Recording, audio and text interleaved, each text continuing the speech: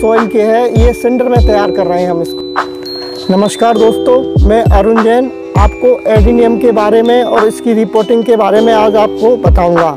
इसके लिए हमें क्या क्या सामग्री चाहिए होती है। नमस्कार दोस्तों, मैं ब्रिजेश कुमार गोस्वामी, आपका अपना चैनल ग्रीन भारत पर आपका स्वागत करता हूं।